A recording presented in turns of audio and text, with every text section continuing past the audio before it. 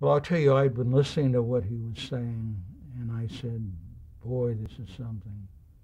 And I wanted to meet him, and what I did was I contacted my dear friend Sidney Poitier and Harry Belafonte, and they put the word to him. And I went down to Miami to meet him, and he and the rest were staying at a motel. And here, the first time I saw him, he was in his trunks, bathing trunks. And I said to myself, well, this ordinary little guy isn't king, is it? And of course it was, you know. And I'll never forget that day because it was a day that what happened, I think, I told you that he was going to come out against Vietnam. And then they were getting threats. And he was speaking. And I'll never forget, I went with a secretary of his and some other black people that were involved. And when we went down to the hall, which is on the black side of town, one of them said, we're all right now, we're home. And I said to myself, is that what happens with black people, that they feel that way? Is it that dangerous? And of course it is, you know. And I'll never forget that Martin called me that night. I had contributed something like $100 or something. He called to thank me for the $100. And I said, gee, that's nothing, you know. And then we started to work, and I worked with him and with some close associates of his. There were certain moments that I'll never forget. I'll never forget a moment in which we were trying to get a cab, and we couldn't get the cab because he was black, you know, and people didn't realize who he was. And we got into the cab, and he looked at the driver's name, and he was Jewish. And he said to him, he talked to him about how he shouldn't be intolerant, you know. And as things went on, things got very bad toward the end. What would happen is that sometimes Martin would call me up and he'd say, like Harry Truman said when he won the Nobel Prize, Truman said, what do you think of it? He says, I didn't give it to him. So he'd call me up and he'd say, what is this? What's the matter with people? Why should they act that way? And I said, how naive are you? That's the way they are. And of course, toward the end, he was feeling very badly. Here you got somebody like people in the Senate would call him a coward, and they were talking about finances and things like that. He had made great strides, but the Poor People's March was a failure. And I called him up, and that's when he was involved with the garbage workers' strike. You know, and during that he was killed. What he was sacrificing everything for was a few more dollars for guys that worked, you know, a garbage man. And I said to him, I was trying to cheer him up. I couldn't get the film on. I tried. They said, what the hell are you doing this for? You know, he's not anything, and he never was. And so I called him and I said, you know, I'm going to get it on. It was one of his disappointments. And he said to me, I'm just going to go down as a footnote. Bird had come on, and, you know, and I admire Robert Byrd, particularly Stand Today.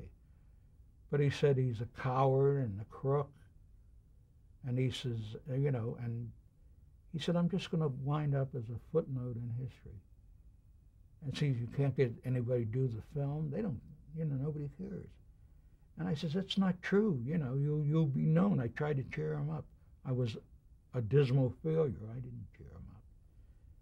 And after do you think he would ever believe that there would be a national holiday? No, never. My God, it was the furthest thing from either of our minds, you know. And it's so wonderful that it happened.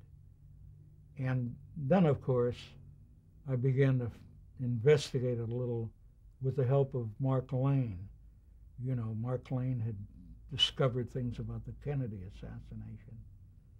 And we discovered things in which we felt there were certain people who were called off duty that night. One guy who was watching from the police station, and another guy that was supposed to be involved. They were let go.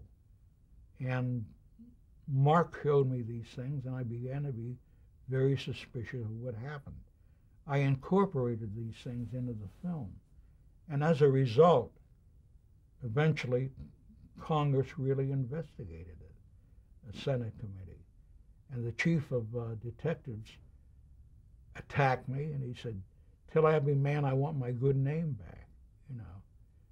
But they decided they were uncertain whether the assassination went beyond the man who they said did it. How did you hear that he had been assassinated? When did you learn it? Oh, I was in a hotel, and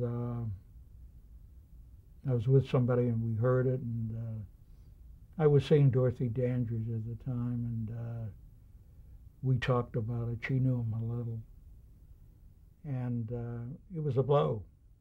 And what happened was, in a few days, there was I forget at whose house it was, but there was a meeting about King, and a lot of people were there, Cosby, Brando, a lot of people, and Mrs. King was there, and she said to me, "Too bad you couldn't get it on, it meant a lot to him, you know."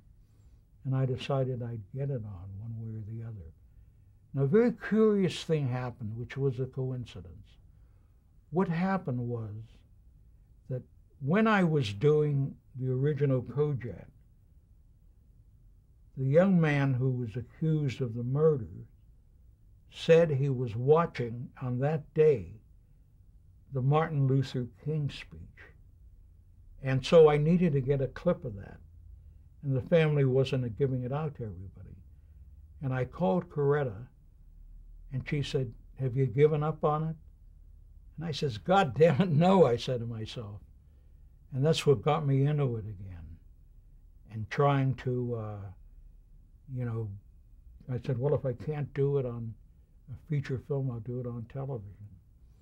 And then an incredible thing happened along the way, which shows you what happens in this business sometime. David Susskind was a well-known producer at that time. So I said, I'll do it with him. He said, well, I'd like to meet Mrs. King. And she said, fine. She came up from Atlanta. And it was one of the most distressing lunches I ever had in my life. Because all he wanted to talk about, well, he had these extramarital affairs, didn't he? We've heard the tapes.